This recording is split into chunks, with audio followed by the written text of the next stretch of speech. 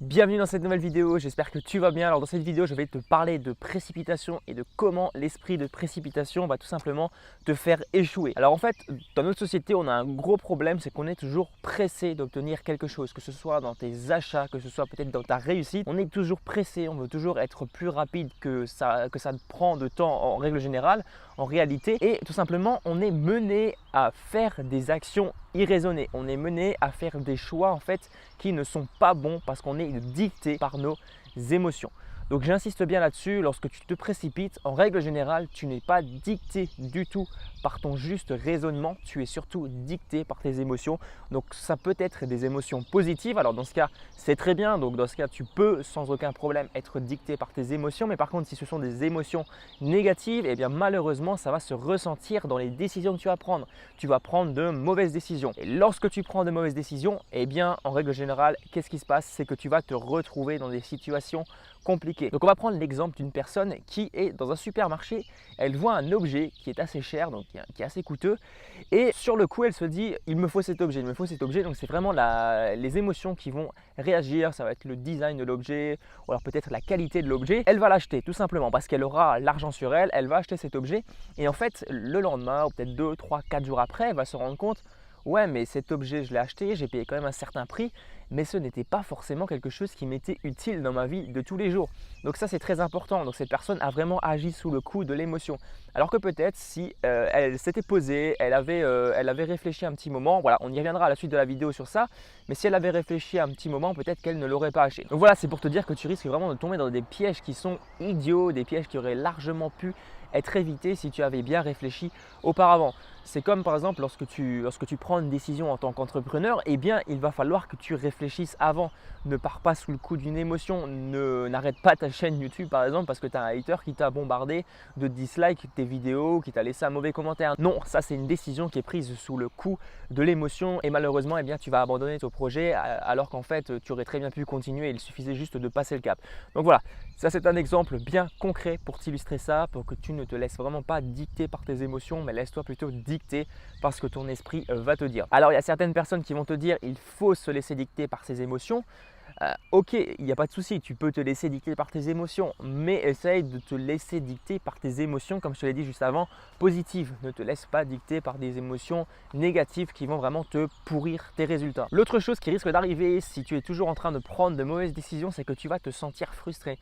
Tu vas perdre vraiment de la confiance en toi, puisqu'à chaque fois que tu vas prendre une mauvaise décision, tu vas prendre conscience juste après cette mauvaise décision que tu as pris une mauvaise décision.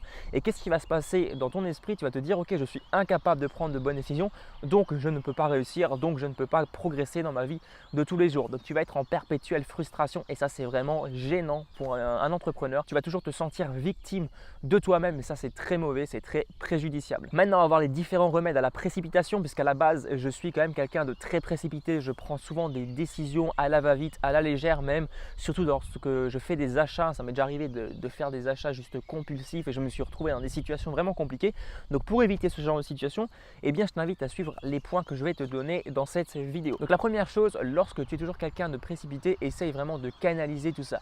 Alors ça peut être vraiment dans ta vie de tous les jours.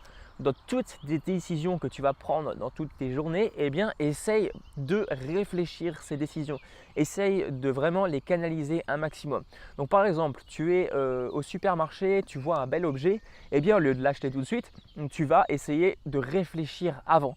Donc l'idée en fait, c'est de ne pas te précipiter. Donc ce que tu vas faire, c'est que tu vas rentrer chez toi carrément avant d'acheter cet objet. Tu vas réfléchir 1 à 2 jours avant d'acheter cet objet. Et ensuite, tu vas te poser la question, est-ce que cet objet m'est toujours utile 2 jours après? Voilà, est-ce que j'ai toujours autant envie d'avoir cet objet? Alors en règle générale, je te conseille d'attendre un petit peu plus longtemps, mais voilà. Après, dans le cas de décision en tant qu'entrepreneur, c'est un petit peu différent parce que voilà, il faut passer à l'action, on t'a certainement déjà dit, hein, il faut agir si tu veux des résultats. Donc il ne faut pas trop traîner non plus lorsque tu vas prendre des décisions. Il ne faut pas que tu sois toujours dans l'idée de toujours prendre la bonne décision parce que certainement tu vas prendre un jour de mauvaise décision. Donc il faut quand même que tu passes à l'action, mais réfléchis quand même avant, par pitié réfléchis.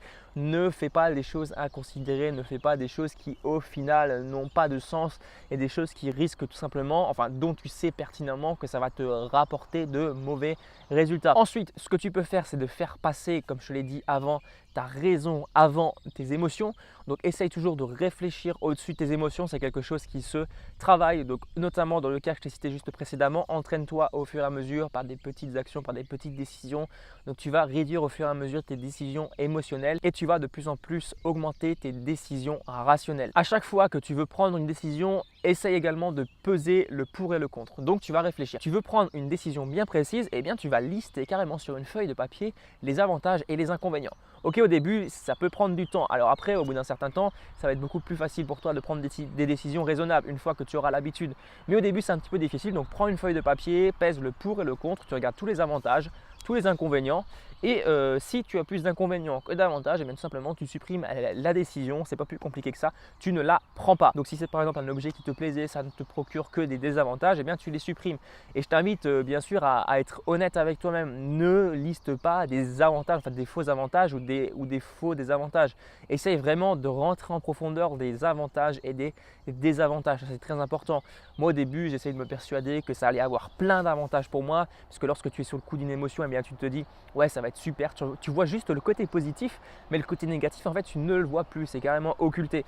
Donc voilà, c'est bien de quelquefois se poser l'esprit et de noter tout ça sur une feuille de papier, c'est beaucoup plus clair. Maintenant, dernière chose, comment détecter que tu agis sous le coup d'une émotion? Et bien tout simplement, c'est quand on va te dire quelque chose et tu vas être tout de suite emballé. Ok, être emballé c'est très bien, donc lorsque tu vas être emballé par un projet en particulier, c'est très bien, ça motive. Mais il faut quand même que tu arrives à réfléchir vraiment si c'est bon pour toi.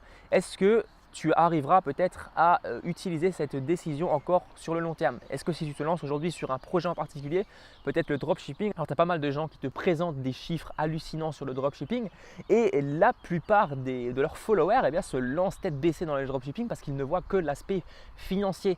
Et bien malheureusement, c'est un échec total parce qu'ils ne voient que l'aspect financier et ils ne savent pas un peu derrière tout ce qu'il y a comme travail, ce qu'il y a également comme expertise à acquérir pour arriver à de tels résultats. Et voilà, malheureusement, la plupart des gens échouent parce qu'ils agissent vraiment sous le coup de l'émotion, sous le coup du désir de l'argent et c'est vraiment très compliqué en fait de réussir dans cette situation. Donc voilà pour cette vidéo, voilà pour ces quelques petits conseils. Je te l'ai fait un petit peu dans le désordre puisque je n'avais pas vraiment de plan détaillé, j'avais juste quelques petites notes. J'espère avoir pu t'apprendre à ne plus prendre de mauvaises décisions et surtout de décisions sous le coup de l'émotion. Si tu as des questions, des suggestions de vidéos, n'hésite pas à me mettre tout ça dans les commentaires. N'hésite pas également à t'abonner à la chaîne si ce n'est pas encore fait et moi je te dis à très bientôt pour une prochaine vidéo. Allez, ciao ciao.